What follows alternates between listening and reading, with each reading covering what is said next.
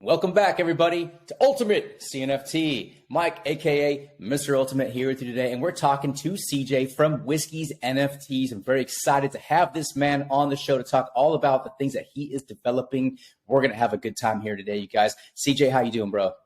I'm good, man. Good. Yeah.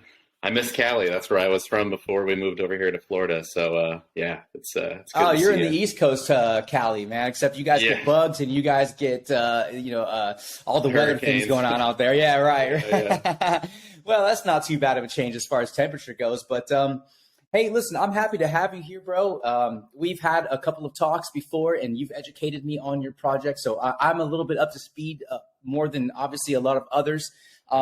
But we're here to, talk about everything that you're going to share with us and the project that you're developing. And once again, excited to have you here. Thank you for your time being here. Tell us about your project. Tell me from the start up to where you're pretty much at right now, and we'll address some of these other things along the line. Yeah, sounds good. I give you the elevator pitch, and we can dive in deeper. So yeah, so we're Whiskees NFTs. So we're basically 50%. Unique digital art. So we're a hand-drawn collection.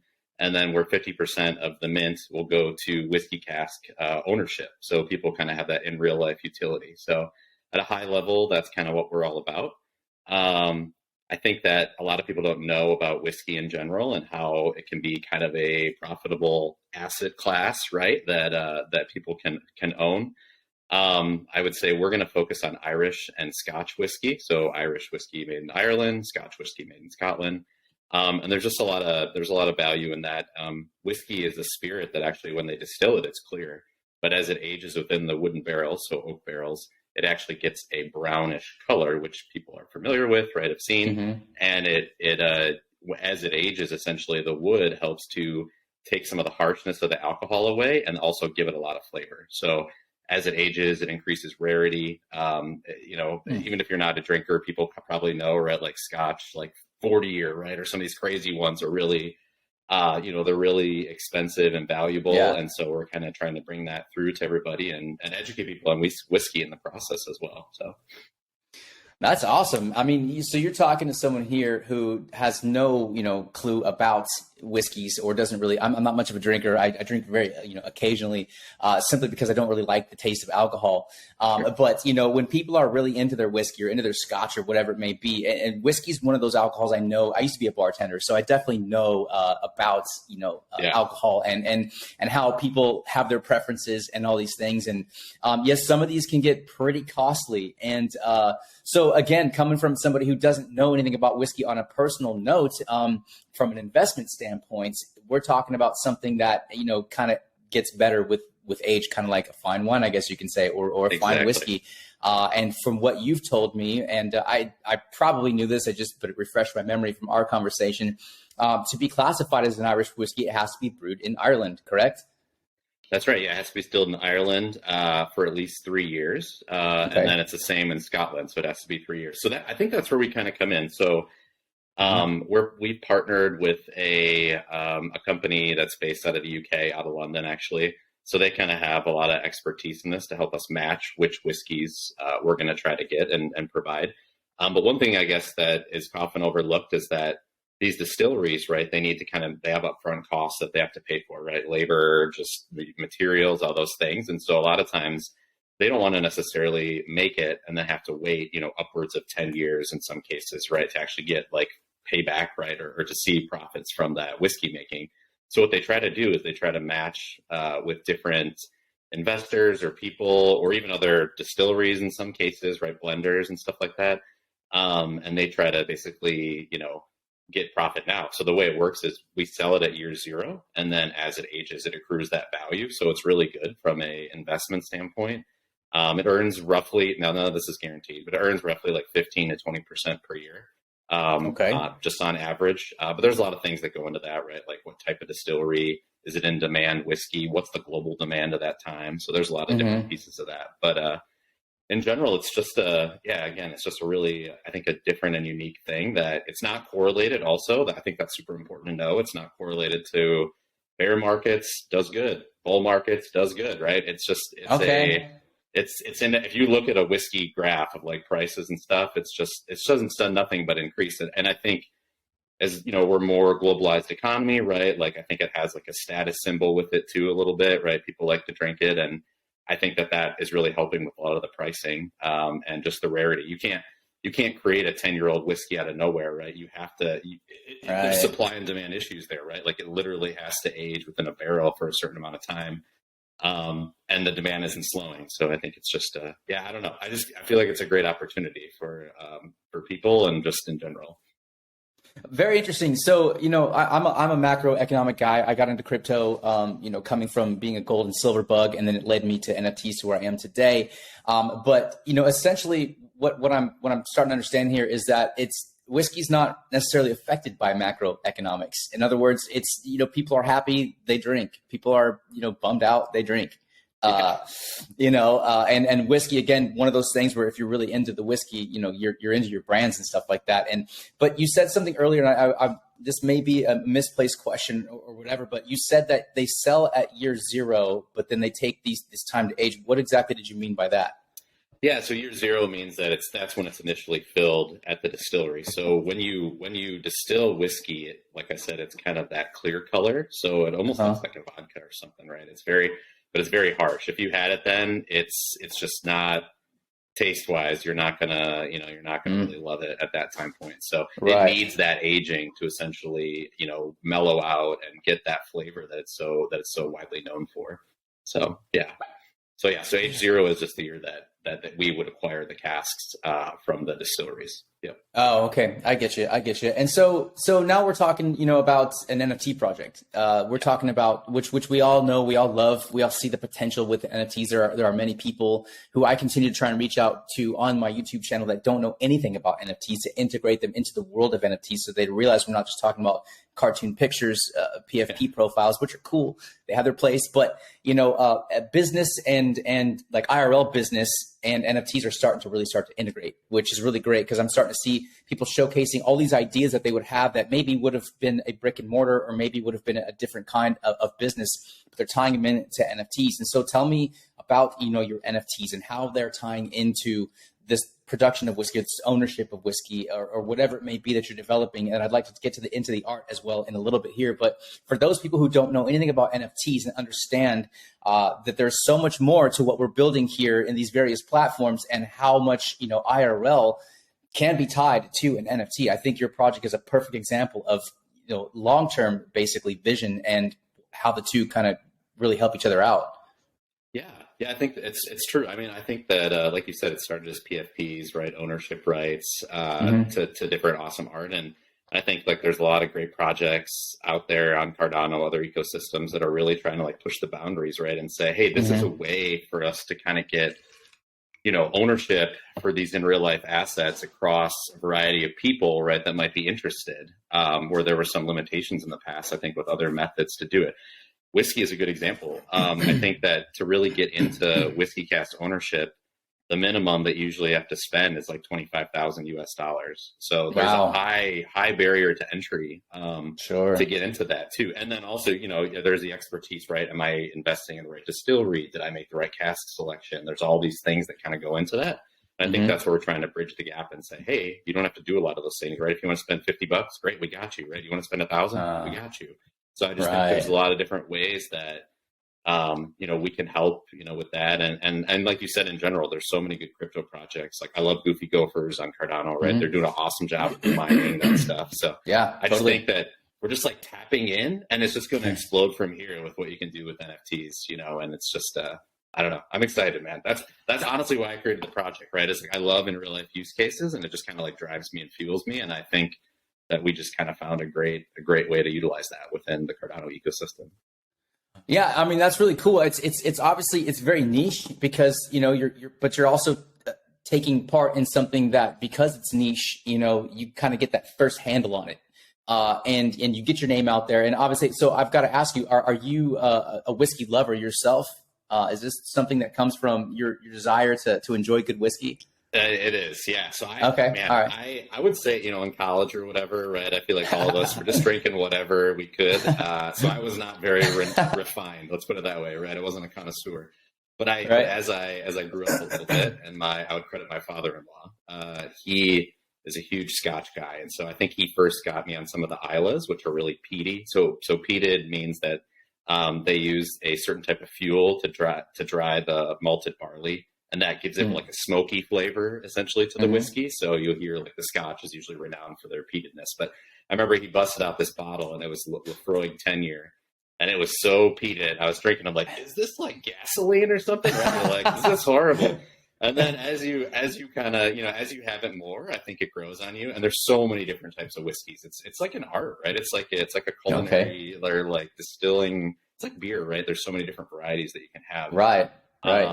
So anyways, yes, I do love whiskey. I'm a big Scotch guy. I wouldn't say I'm much into bourbon yet, but I'm starting to kind of dabble a little bit. There's some really good bourbons out there too. So it's a shout out to those American distillers as well. So see, again, me not being a drinker myself, I don't know anything about these kinds of things. I know that I taste alcohol, and sometimes I'm like, it's hard for me to get that stuff past my palate. The bartending that I did, I was like kind of like a wine connoisseur in a wine bar. And so for me, that's how I relate to it. Cause obviously there's people who are really into their wines, and it's across the board. Everybody has their taste, their flavor, their thing that just kind of, that works for them. It does it for them. And, and so we're sitting here talking about whiskey in this particular, regard, and turning this, obviously into an investment opportunity, tying it in with an NFT project. What I'm really curious about is, so you're going to be obviously doing this and facilitating this, in Ireland or in Scotland, like you were talking about. Yeah. How is it that those facilities were kind of, how'd you come across these opportunities? How are they maintained? How far along the road in that particular part of, your, I guess you could say, roadmap, are you at this point? Yeah, I mean, we're pretty much ready to go. We can talk about the art in a little bit too, Sure. where we're at with that. But yeah, I think from a setup standpoint, I did a lot of research just trying to find the right cask, company and distillery contacts, because that's a big thing. A lot of these bigger conglomerates, they own a lot of the major whiskey companies, and they just keep it all in house, right? They don't sell the barrels; they try to keep it all, which makes sense, right? You get a high profit margin on that, but not all of them do that. So there's a lot of distilleries, I think, that are still kind of like up for grabs, or still available. So it's really important to partner with someone who kind of knows that ecosystem a little bit, right? And kind of get you that exposure. So that was important for us to make sure we chose the right one. And then, I mean, did I answer the question? I think that was what you're asking, right? Yeah, pretty much. Just, basically how far down the road are you from, being able to facilitate, I guess the beginning of the making of the actual product itself. You did say something earlier too, that it just reminded me, like you were saying, it's not cheap to do these kinds of things. And, when something has value, it's typically not cheap. Like you said, you're talking about somewhere in the range of 15 upwards of 20%, per year, I guess price, appreciation. Yeah, right. Exactly. And so, it seems like, if there's money to be made, people are going to invest in these kinds of things. But again, we're talking about a time frame here. So how, like when people come in and they start to look at your project, and I want to talk about some of the people that I see that are in your project on your Discord that I found very impressive myself, because I have a lot of relationships with some of these people. And when I see certain people in certain projects, I sometimes tend to know that, okay, something's going on over here, because the eyes that I respect are already here. And we'll talk about that in a minute. But when people come in and they start asking questions about these kinds of things, like where is it going to be brewed? How far along the road are we? Who is really, I guess, facilitating most of this information? Is it just you? Do you have a partnership with other people within your Discord? I know you're building basically a structure, a community in there. So who's really in charge of kind of steering the ship when people have the kind of questions that obviously they're going to have when they choose to invest? Like you said, you're giving people the option. If you want to invest $50, you can do that. If you want to invest, thousands of dollars, you can do that too. So I see that you have made it available for pretty much everyone at any level to kind of enter into your project. Am I on base here? Yeah, no, that's right. I mean, we believe in like the decentralized spirit, I guess. So I think that's how we're trying to essentially build the project too, where I want people to like learn about it, right? To be excited, and to like, if you're, I call it like the smallest fish to the biggest whale, right? To just have that broad level of exposure for a lot of people that are just really interested. Because I feel like sometimes you go to some projects, and I'll use like something like, if you guys know Illuvium, it's an NFT gaming project that was on ETH. Yeah. They had this crazy like Dutch auction sale, but like the prices, man, they were insane, right? Like to try to get it, if you were interested, you had to have like significant money to really even like get an opportunity. And I don't know, sometimes that stuff runs me the wrong way. So I want to make sure that we can actually like have a broad level ownership across a lot of different people. So that's great. And so how do you facilitate that? It's obviously the purchase and the ownership of the NFTs. Yeah. Tell me more about the actual NFTs themselves. You don't have to go into any details that you don't have already released in public, but I do ask questions because just for my own understanding, like your how many NFTs you're going to have, what kind of, like, how do you facilitate the person who wants to buy, $50 worth or invest $50 worth and upwards from there? How does that whole system work? Are there other different tiers? Or, explain to me your NFTs a little bit further. Yeah, you got it. Yeah. So first of all, I did not create these. I'm not an artist. So it was my idea around this, but I partnered with a really awesome guy. His name's Tim. He actually designed the Aqua Farmers for the Liquid team. Oh, cool. So he's a really cool, great name. He's already done a 10,000 NFT drop. So he owns a graphic design firm. So he knows his stuff. He made our intro video. If you take a chance to look at that. Cool. So he is really awesome. He's the kind of the idea man behind the art. I think the main premise of our art is essentially it's not like a normal PFP, right? We don't really have like the monkeys, dogs, whatever. It's more of like a whiskey label. And then on that label, we have a bunch of different cities from around the world. We're going to have 36 cities from across the globe.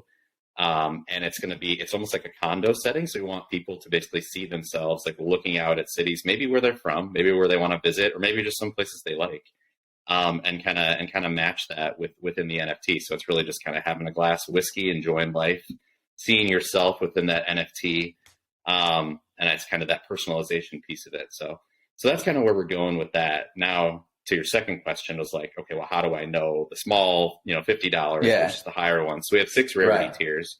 Okay. And within each rarity tier, there is additional rarity. So like certain cities are only available within the rarity tiers. And the way that we're going to kind of tackle this, that's a little unique, is we are going to allow people to mint the rarity tier that they like. So we're going to have like the 1% NFTs, which means it's only 1%. It's a 10,000 NFT drop. So the 1% is only 100. We have the 2%, which we call the angel share. These are all shout out to like whiskey names, right? How you make whiskey, distillery. Okay. Stuff. Okay. The angel share, which is 2%, so only 200 NFTs. Then after that, I'm just getting my list up right here. Then we have the master distiller, which is just 5%. Then down from there, master blender, 15%, maltmans, 28%, and then barrelmans, 49%. When I say percent, I just mean that's the percent of the collection essentially that will be available within that. So they'll be at descending price points. But I think it's important to note that since we have this in real life time, it doesn't matter if you spend $50, it doesn't matter if you spend $1,000 or whatever. Half of whatever you spend of that mint price will automatically go to the cask ownership. So there's really no, like obviously there's the rarity within the tiers that I think is really cool and will encourage people to trade and get stuff that they want. But in general, right, it still doesn't matter for your whiskey cask ownership portion. So that was important to us to have. Very interesting. Okay, I like that structure because it's your mint is so. Let me just make sure I'm understanding this because you're allowing people to choose what it is that they want to mint. Correct? Yes. Right. So how does that work? Like as far as like, are they whitelisted for that, or is it first come first serve? Like how does somebody earn? Like let's say somebody's jockeying for the highest tier. Some people like to just go and they want to hit hard and they want to do it the best they can. So how do you govern that, or how is that structured to where basically everybody's kind of happy at the end of the day and no one feels like they got left out or pushed aside or didn't have the opportunity to maybe mint where they want to fall into that range? We're still kind of working that out. I should mention too that our developer, his name is Sandro. He actually works for Patrick and the NFT maker team, so he's on our team.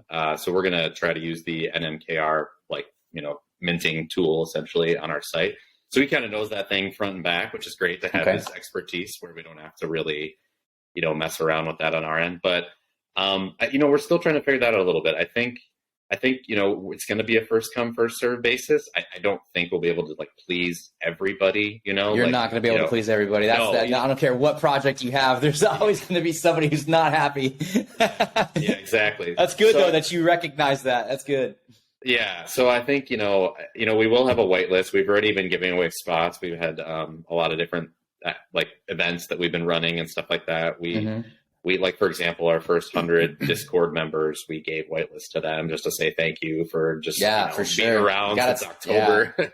Yeah, so, so that was good. And then we did like a big Cardano giveaway. I think I gave away 5,000 ADA of my own ADA, like through all these NFTs that I did. So we did Vegemates, we did Yummy, Universe, Raccoon Syndicate. I met a lot of these guys at CNFT Con, like some of the different founders.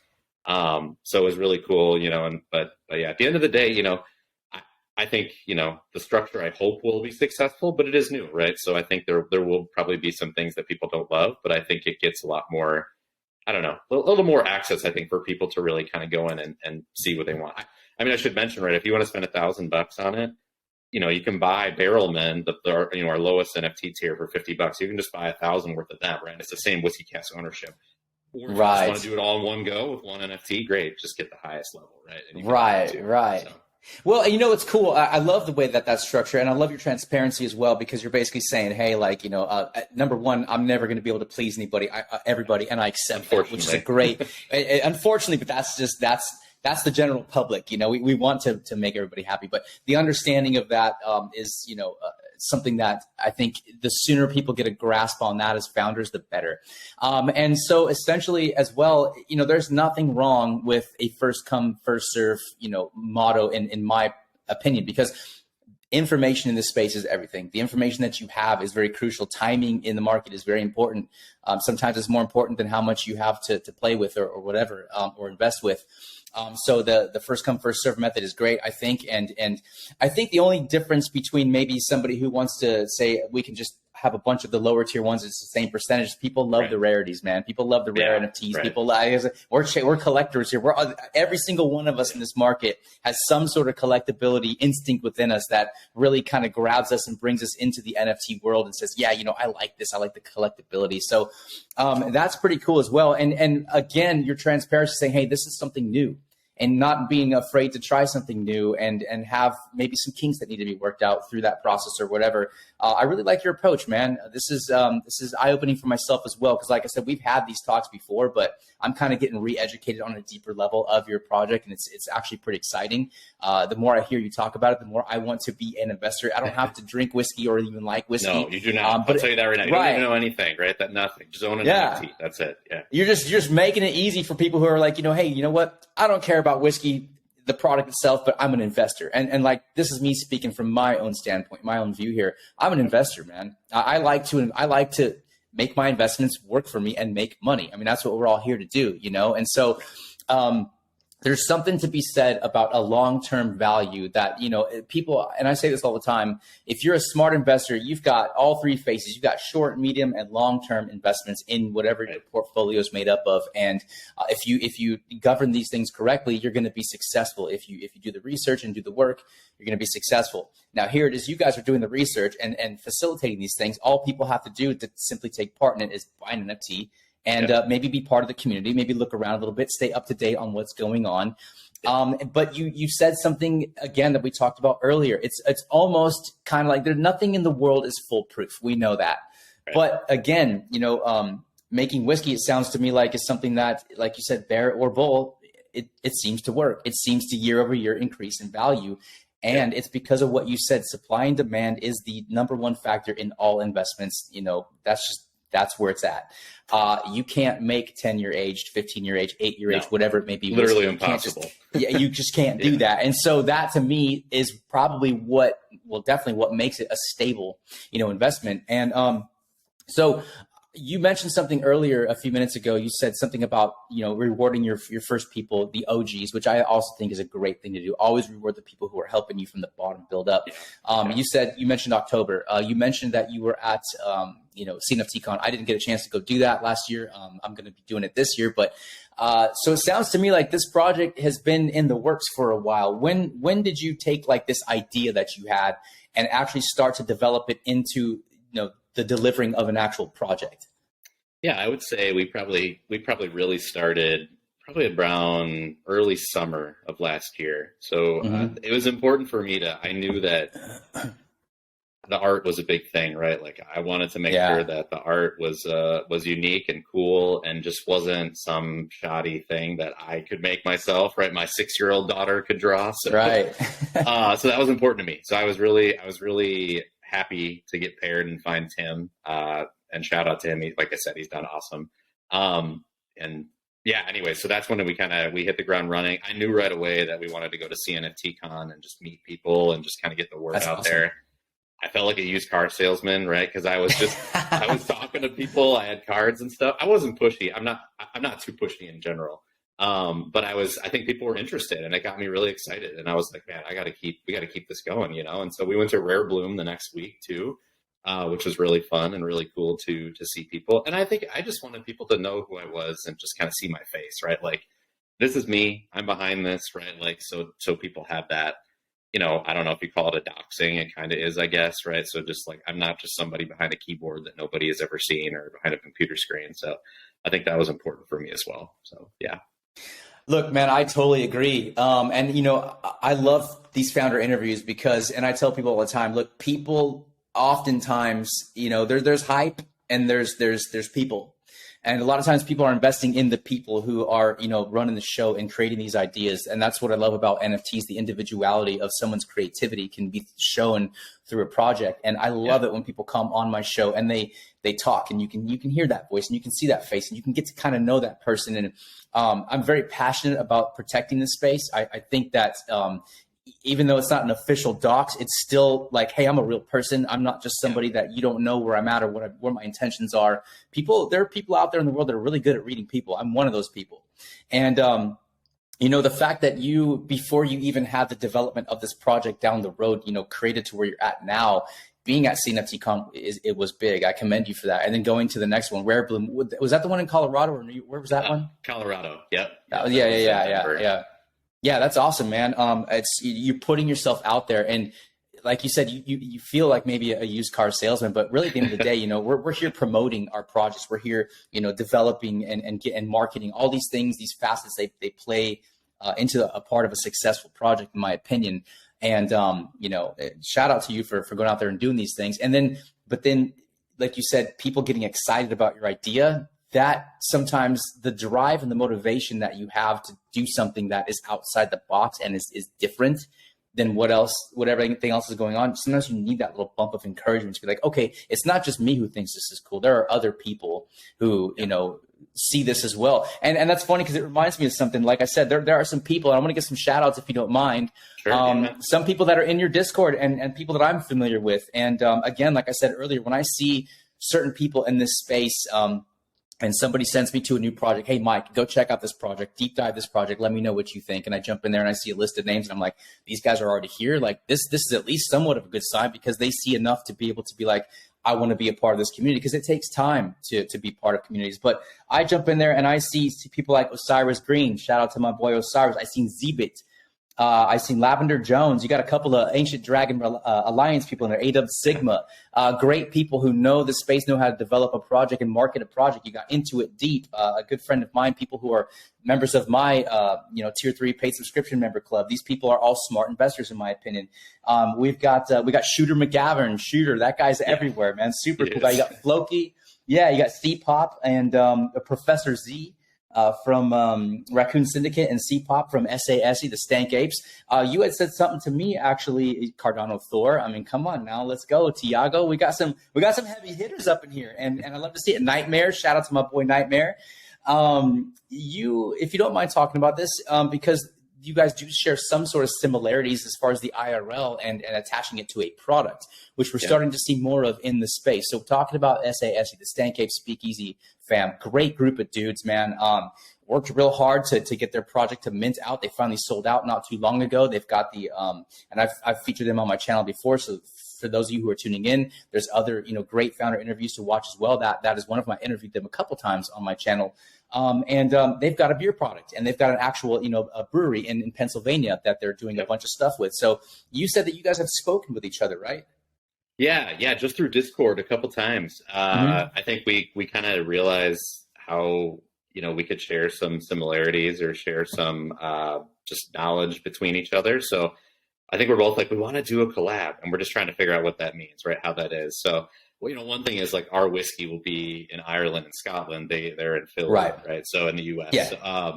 So we're just trying to figure out like, what can we do? How can we make that happen? Because, one thing you could do is you could take the beer and you could actually put it within a whiskey cask to kind of give it a little flavor or something like that too. So I don't know. We got some, hopefully I'm excited. I think so many people are so supportive and just want to reach out and be like, hey, like, I love the idea. Like, can we do something? And I'm like, yeah, let's figure it out. And I'm also trying to run and get this, thing going at the same time, but collaborations are so cool. So I really hope we can do something with those guys.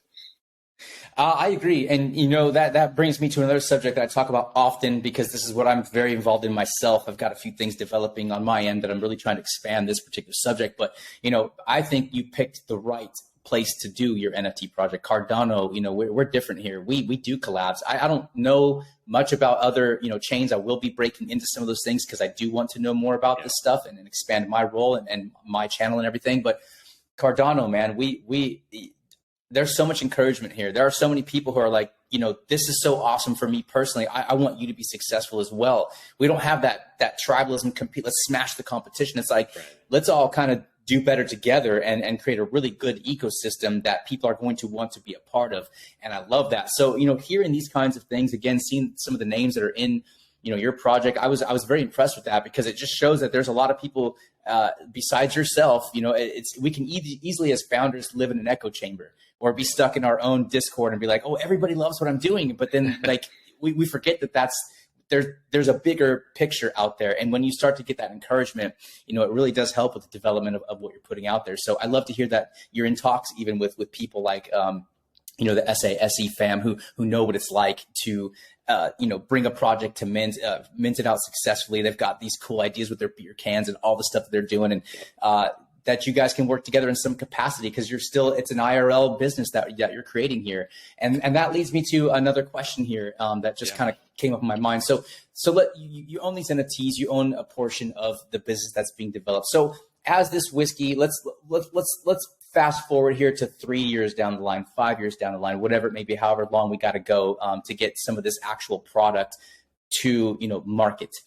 Do the people have the option, the NFT holders, to not just be like an owner of what's being produced, but let's say they want to cash out, they want the whiskey. How does that work? So, I think we're still figuring that out a little bit. So I think one thing you hit on and I didn't really talk about, so I want to maybe mention that here, is that whiskey is a patient man's game, is kind of maybe hopefully discussed enough, right? So what we're trying to do is we're going to have casks within 3 buckets. So we'll split it into thirds. Okay. So the first third will be at 3 years, excuse me. We're going to have a vote, an on-chain vote. So your NFT will be your vote essentially, and it'll be a certain percentage depending on what you have. And then you'll be able to vote and say, do I want to keep it? Which means, do I want to age it another year and then have a vote again? Do I want to sell it, where we turn it into ADA or JED or something like that, right? And redistribute that back to the holders of the NFT? Or do we want to bottle it? So that's our third option, which I think is what you're alluding to. Yes. And there is a lot of things to consider with the bottle option, just because shipping alcohol globally is, it's a lot. We do have some contacts through the cask company that we're working with. They can help us make a label. They have distribution hookups as well. So we're looking into that. I think, that's something that we have a lot of time, which is good, right? So we have some time to figure that out. But it's something that if you did want to get the whiskey, we were thinking to potentially put our own label on it and then have a way through a distribution network for people to potentially have that whiskey as well. So I would say the 3-year whiskey probably not going to taste the best in my personal opinion. But at those other time points, so the next third will be 5-year where the same process repeats, and then 10-year where the same process repeats. So there's the 10-year, definitely that stuff will be really awesome. So I think that we'll have a lot of time to kind of figure out what people want to do. And I'm interested. I have no idea, right? Are people going to want to have the bottles? Are people going to want to just have ADA back to them? Or are they going to want to keep aging these things? I don't know. The majority of the vote essentially is going to determine what happens. I'm really excited. Okay. I love that decentralized kind of piece of it, right? I think that's super cool. So I don't know. I don't know what everyone's going to want. It's what I want is not the same what everyone else wants. So I'm just excited to see. I'll do whatever people want to do. So. That's fantastic, man. I mean, that embraces the nature of decentralization, which is the nature of crypto, which is the nature of Cardano, the native, chain that we're building on here that we all love so much. I love that. A voting system created. You're in my opinion, you're going to get people that are going to want all 3 phases. You're going to want, people are going to want to make the ADA. Some of it's like a strict, investment opportunity. Some of it's like maybe, obviously you're going to appeal to people who love whiskey. And so you're going to encounter these things down the road.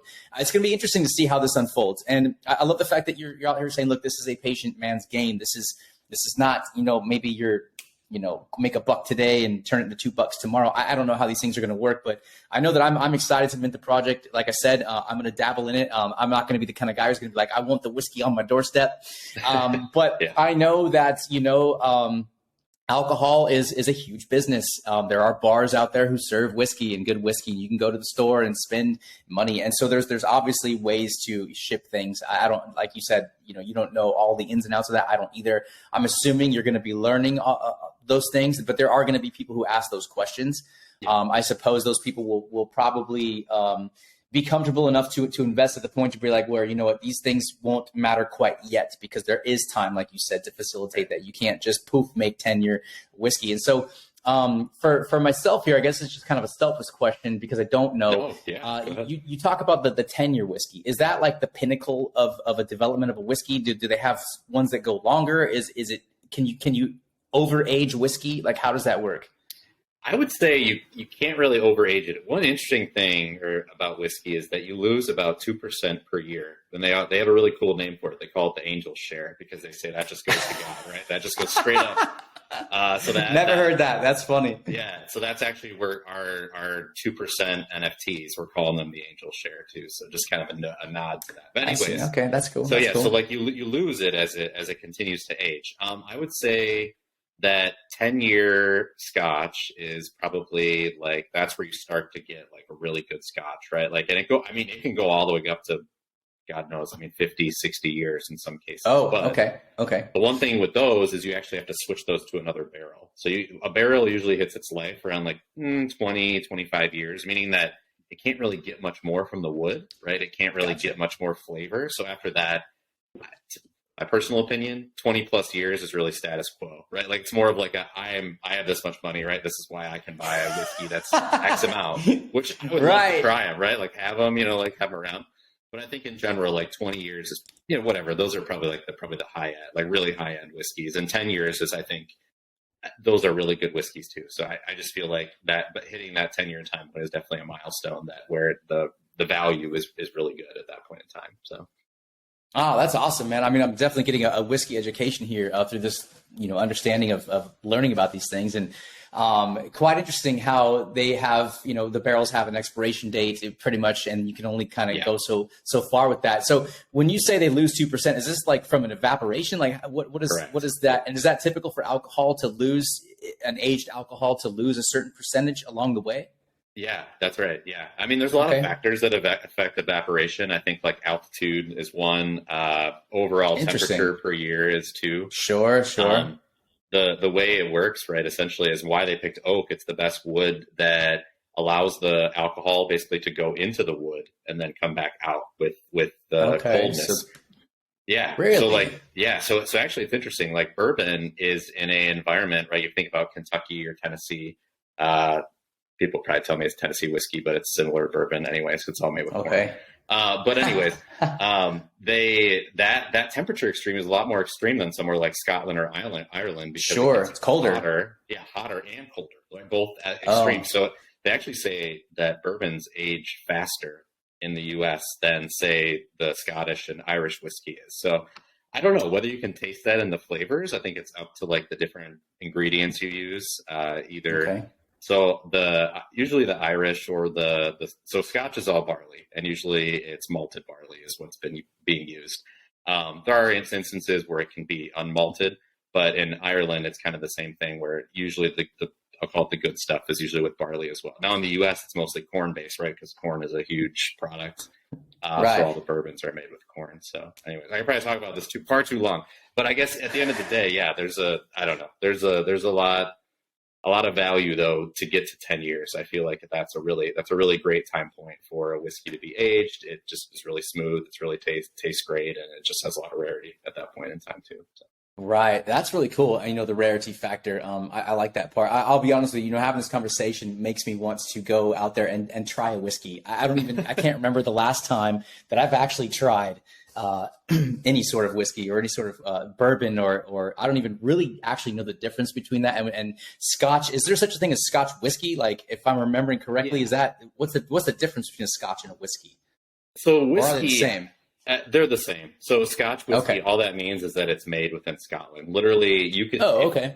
So you could do the exact same distillation process within the United States. You could use the malted barley. But it's not Scotch whiskey. Correct, right? Because it's made in the U.S., it cannot be considered Scotch whiskey, right? So that's another thing too. Is these casks there are a lot of government regulations around them, so they literally have to be aged in a bonded and insured warehouse within either Ireland or Scotland, depending on where the cask is. And they basically cannot, they have to age for a minimum of 3 years before they can be sold. Otherwise, they are not considered Irish or Scotch whiskey. So, I see. So, well, that's actually a very important piece of information pertaining to, your project and development and everything. And that was one of my questions. My next question would have been, is there a difference in rarity or maybe value, I should say, because it's Scotch whiskey versus like a Tennessee whiskey or something like that? And the overall global market, is a Scotch whiskey more desirable? I would say yes. There's some people that might dispute me on that, but I would say that, Scotch they're just like we'll call it like the notoriety factor, right? They're probably the highest from a whiskey standpoint. That doesn't mean like Japanese whiskey is also really good. If you've had that before, it's really smooth. It's not like very smoky or peated. And they are really great at making whiskey too. But I would say Scotch whiskey is the most, I would say the most rare. Sure. So it's like the pinnacle of achieving a good whiskey, which is that's cool, man. So let me ask you this. So you've got a 10K collection. Yeah. There are people out there that'll say 10K, collections are almost like they have the stigma attached to them. They used to be the standard, and all this stuff. So let's talk about that tough question real quick. So with it, and obviously we know it's broken up into 6 different tiers, correct? 6 different tiers, and right. And so the minting and well, first of all, I never even asked you, what point are you planning on kind of bringing your project to mint? Or do you have like a window, a time frame? What are we looking for here? Yeah, I mean, I think like you mentioned before, the community is really important to us. So we want to make sure that we keep growing that. I think, you're learning about it now, right? There's some other people that we're trying to get the name out there. So like my big focus now is community building, getting on Twitter Spaces, right? Like excellent. Getting that out there. I'm a little out of my shell. I love Twitter, but I don't really I got a family and stuff, so I don't spend a ton of time on Spaces, but I'm learning to do that as a founder, like you said, and it's fun too. I like talking to people. It's a good time. Yeah. But anywho, so the 10K, we're hoping to be ready from a standpoint or from our end by end of Q1, so the end of March. But I think we might do like a mini drop first, just to kind of show people kind of how it all works and stuff like that. Really? Before going into a main drop, or we might mint in phases too. I think, we're okay. All right.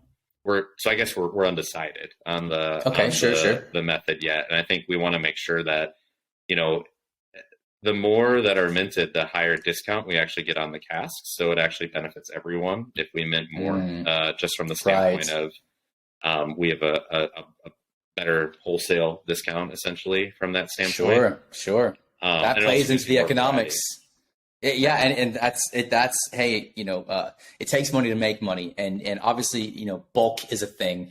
And I didn't mean to cut you off. I'm sorry, but it reminds me of like you said that you have contacts with the Goofy Gophers. You look at what they did. They did that test run of 1K. I know this because I covered them on my channel. And you look how successful that project has been and the patience with which they executed everything that they're delivering, getting ready to now go into this second phase and having their miners up and running. And kind of the same thing. It's like, hey, the more money we have to work with, the more of a discount we get, the more the long-term output is more advantageous for everybody. And I love that design and that method, because essentially you're taking people on, you're saying, hey, this is what we are offering.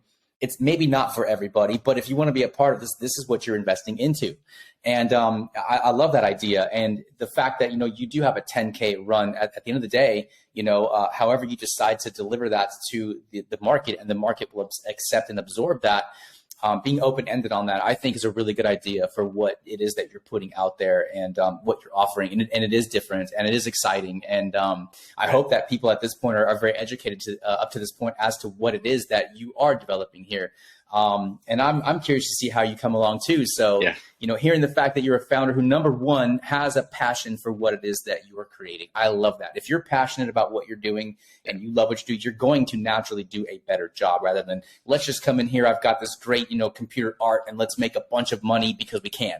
You see a lot of that in the space, and I don't support those kinds of things because there's no sustainability. There's no longevity in that. What we're creating here is uniqueness within the space and IRL opportunities, and everybody's kind of got their niche when it comes to the IRLs. And I have a good sense that at this point, this is really what it is that you're delivering here on Cardano, and you really enjoy it. And I think it's great, man. I'm really excited that you came onto my show and shared all these things, and I appreciate you being here and having the time to do that. And I feel like you and I, we talked a little bit off camera. We could both, you and I both can talk forever about everything, whether it's just even just Cardano, NFTs, macroeconomics, all these things. The investment opportunity you're providing is very exciting. And so to wrap this up, because basically I think all the main questions have been answered. What have we not talked about? What have we missed out on? Is there anything else that we want to cover right now in the next few minutes before we close out this interview and let the people know about Whiskees NFTs? Yeah, I think a lot of people, first of all, I will be personally answering everyone's questions on Discord, kind of to the best I have. We have a questions channel. So please, if you think of something after this, this guy on their Yokin, he's like, please don't kick me out of the server, because he asks a lot of questions. I'm like, dude, do I have to kick you out of the server for asking me questions? And I'm just a shit founder, right? Like that I agree. Question. So I'm like, seriously, any question is fine. Please do that. But anyway, one of the big ones that I've heard is about the legal aspect, right? And that's something we've definitely considered. So I would say this, that we partnered with a legal firm. So first of all, our entity is based out of the EU within Cyprus. So we're not based within the United States. And then Smart move. And then I think, in the casks, they are never repatriated into the US, right? They always stay within the EU, which is good. Or I guess the UK, since that's no longer part of the EU. But in general, the other thing I would say is that we partner with a legal firm who they actually specialize in rewards-based NFTs. So they kind of help navigate some of the hurdles just from like the legal standpoint that we had questions on. Yeah, so they're actually the same ones that the Gophers use. So we're kind of hopefully down that same path there. So anyways, I just thought that was important to mention because I feel like that's a question that comes up a lot. So hopefully it kind of helps people with that part of it. Yeah, that's good, because I think as you develop further down the road, people are going to have those questions. They probably already have them now. By the way, I might need that contact just from a personal standpoint. I got some things I'm working on here that I definitely am looking to expand my legal understanding of some of the parameters with which we have to work in and how those parameters will change. But CJ, very exciting, man. Again, I must say, I love your transparency. I love your idea. I love the fact that you're being supported by people in the space that I respect, people that obviously see that there's something, you're brewing something here, I guess, pun intended. But excellent things, bro. And so like you heard the gentleman say, you guys All the links to everything you need to know to Whiskees NFTs will be in the description box below, the Twitters and Discord. If you want to know more, come and join that family, because that's what a community is for. So you can understand things better. I love the fact that CJ says he's like, look, shoot him the questions, ask him the tough questions. If you want to know before you, DYOR is the best thing you can possibly do. So all these things are at your fingertips, you guys. CJ, I appreciate having you here. Thank you very much. I look forward to continuing our conversations, and please come join my Discord as well. I will give you that project founder role. You can engage my community as well. So thanks to all of you who are here and you've been watching, you've been listening. If you made it this far in the interview, you are my true supporters. I appreciate you. Take 2 seconds. Give me that thumbs up, you guys. Subscribe if you have not done that already. And let's get this information out there to the general public, so people need to know what they're working with here. And you know what, Mr. Ultimate, we got to go get this uploaded so you all can watch this interview. Peace out and God bless. Yeah, and thank you. It was awesome. Thank you so much. My pleasure, brother.